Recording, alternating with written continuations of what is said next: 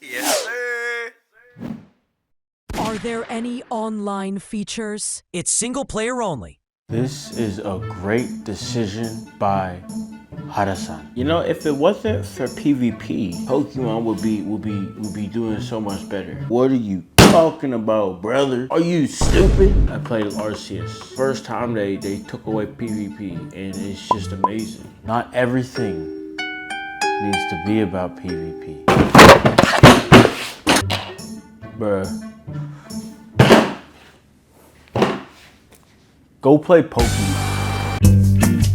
Listen, chat, I've seen this before. They create a demo, they invite creators, news outlets, just general industry people. They play the game, they talk to the producer. Okay, I'm talking like I know, it's because I do. I've done this before. Now, I don't know if it's the topic or what, but I haven't seen it at this scale though. The biggest piece of information in this batch of news is that Digimon Storytime Stranger is a single player only game. Now those tweets you saw in the beginning are people responding to me sharing my unhappiness with this new information. I just don't understand why y'all think PvP is some like evil thing. Like it's just gonna mess up everything. But listen, I'm a reasonable guy. I can see both sides. After reading and watching absolutely everything I could find, one theme was clear. They focused on refinement. They looked at what went wrong with Cybersuit, and then they took some stuff from Digimon World, and then they had some of their own ideas. It was like, yeah, let's do that too. But they had one main goal with all of that, and that's to create a premium single player experience. Yet it seems like in that endeavor, they now have the inner workings of a premium multiplayer experience. And that's where we come back to this dilemma around a single player only experience. Now, what did I say though? I'm a reasonable guy. I understand the situation, I'm telling you. In one article, Horror broke it down into 3 categories that they focused on improving: training, battle, and adventure. Ain't it funny how 2 out of 3 of those pertain to PvP? I'm just saying, let me chill. Man. Training has been greatly streamlined, starting with the ability to access the conversion and digivolving screens wherever you are, rather than having to go to a specific location in order to do that. Now you're battling, pressing select, and just having at it. Sometimes, bruh, it's the little things in life. Not only that, they hit us with the EXP share with the Digimon in the box. That's crazy. Horror made a comment that training in general is faster due to most people having limited time, but quickly came back to say, oh, but it's still addictive. He gets it. A harsh criticism from Cybersuits was how if you wanted to be optimal, right? If you wanted to win your battles optimally, you had to use optimal Digimon, not your favorite, and they wanted to change that. One way was with attachment skills, since now we can customize our Digimon without having to rely on the inherited skills that we learned from previous evolutions. It's not about who you were, it's about who you're trying to be. Remember that. Second most important change, bruh, was the balance overall. Think about those overly powerful defense or intelligence penetrating attacks. They're all gone. And I can't help but imagine how that would benefit PvP. Passive skills have been replaced with personality skills. These are a more standardized but flexible take on passive skills. Again, the fact that it's standardized and it just can't be so free reign, that helps in PvP.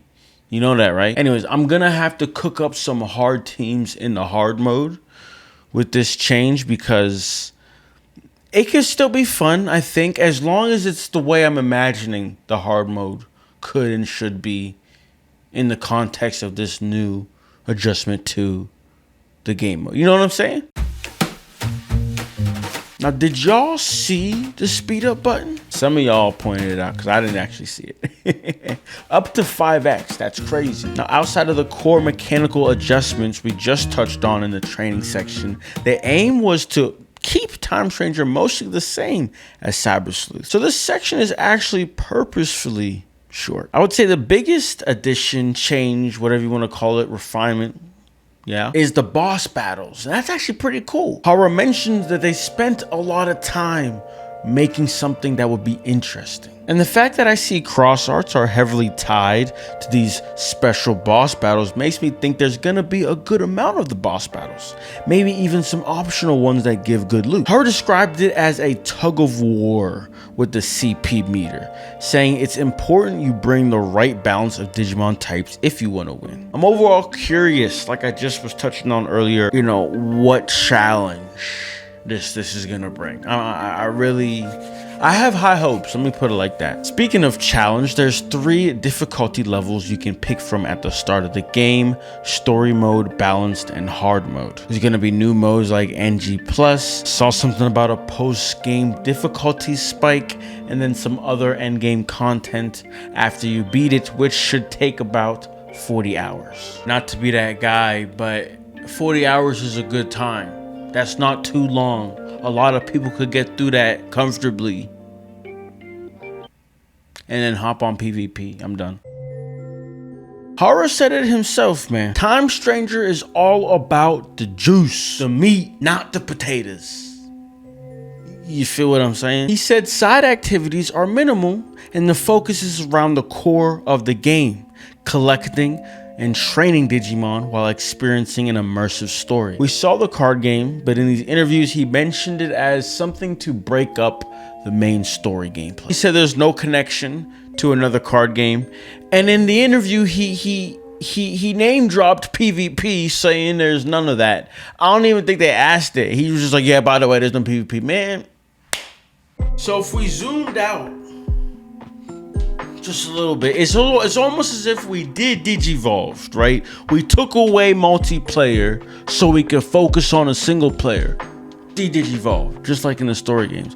Now what do we gotta do? Think about it. We improved our mechanics, added more Digimon, and increased our scale. And once we Digivolve back, we're gonna need to add that multiplayer. It's only right, boys. Yes, sir. Yes, sir. Yes, sir. Honestly, it feels like the perfect step in the right direction. We're putting in that initial heavy lift to refine the base mechanics, re-add all the little, typings and whatnot. Go back to the roots, the biggest appeal of the game, and why we're here, aka building out our favorite Digimon. Get that going well, and then move on. Everything I've heard so far sounds like things that would have helped the online meta as well. There obviously would still be some more to be done, and he's saying we didn't feel like we didn't, not necessarily feel like, but we didn't have the time. It's not in our scope to also put the same level of effort we did in single player in multiplayer. And I get it. This will be the greatest Digimon game we play, setting a new standard for monster tamers as a whole, bruh. Without getting on my soapbox on the PvP side, the benefits of that, just think about it from the simple idea of you went through the game, built out your favorite team. Let's say you did the hard mode, put in all that effort to build out the perfect Digimon that you wanted. Don't you just wouldn't it be cool to battle your friends? At the very least. Damn. You know what I'm saying? We shouldn't lose sight on that, man. No matter how you feel about the topic. I see you watching. I be chillin', said I'm tryna catch a vibe. If you think I'm funny, then you gotta press subscribe. We just getting started, see me smiling in a while. Hey, leave a comment. Tell me how you doing, I'm just tryna lift the mood. Jane been going dummy, someone say that he's that dude. Even if you hate me, I'm just happy that you view. Hey.